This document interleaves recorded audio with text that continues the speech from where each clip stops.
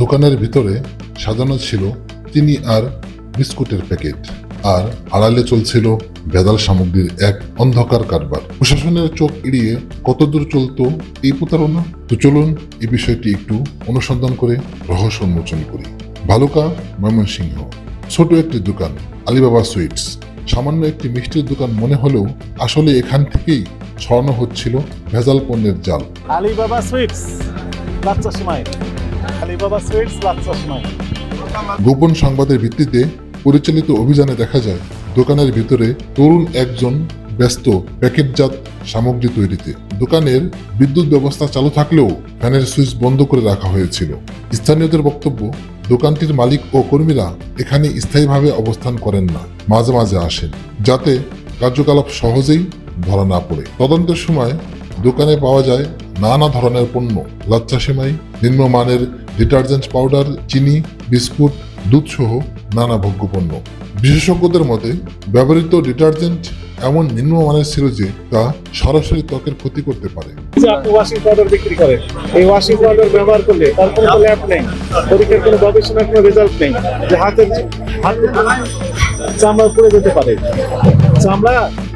চামড়া তো ক্ষতি হয়ে যেতে পারে। স্যার, আমি প্যাকেট দিয়ে দিয়েছি ওয়াশিং পাউডার। পণ্যের মান যাচাইয়ের কোনো উদ্যোগ ছিল না, বরং অবাধে নিম্নমানের ও ক্ষতিকর সামগ্রী বাজারজাতের জন্য প্রস্তুত করা হচ্ছিল। জিজ্ঞাসাবাদে দোকানের একজন প্রতিনিধি স্বীকার করেন এই পণ্যগুলো তাদের দোকানেই বিক্রি হয়। ওয়াশিং পাউডার বিক্রি করেছে। ওয়াশিং পাউডার গুলো কোথায় তৈরি করেন? না,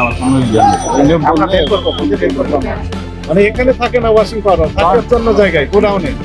তবে উৎপাদন অন্যত্র। তিনি দাবি করেন এগুলো তাদের নিজস্ব তৈরি নয়, বরং অন্য কোথাও তৈরি করে এখানে সরবরাহ করা হয়। যদিও তার বক্তব্য থেকে অস্পষ্ট থেকে যায় যে তিনি এই কার্যক্রমের সম্পূর্ণ অবগত ছিলেন কিনা।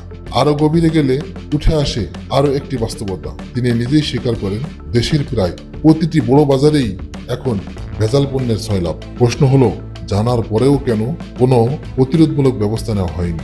অভিযান চলাকালে প্রশাসনের কর্মকর্তারা সরাসরি দোকানদারদের হুঁশিয়ারি দেন ভবিষ্যতে এ ধরনের। এখন আমাদেরকে একটু বলেন, এই যে বিভিন্ন চাল, ডাল, তেল, চিনি, চানাচুর, যত রকমের প্যাকেট সবগুলো নম্বর বিক্রি হচ্ছে, এই বিষয়ে কর্মকাণ্ড পেলে কঠোর আইনানুগ ব্যবস্থা গ্রহণ করা হবে। দোকানদারকে নির্দেশ দেওয়া হয় অবিলম্বে এসব ভেজাল পণ্য সরিয়ে ফেলতে এবং ব্যবসার সততা বজায় রাখতে। আসলে যদি আমরা ঠিক না হই, কখনোই আমাদের সমাজ ঠিক করা সম্ভব নয়।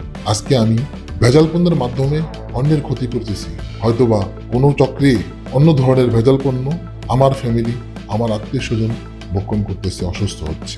তাই আমি বলতে চাই, যতদিন না আমরা নিজেরা সচেতন হব, ততদিন এই সমাজ, এই রাষ্ট্র পরিবর্তন করা সম্ভব নয়। সচেতন হন, নিজে সুস্থ থাকুন এবং অপরকে সুস্থ রাখুন। সেটাই যে এই মাছ যেন আর কোনোদিন এখানে তোমার দোকানে দেখা না হয়, আমরা এটা চাই না।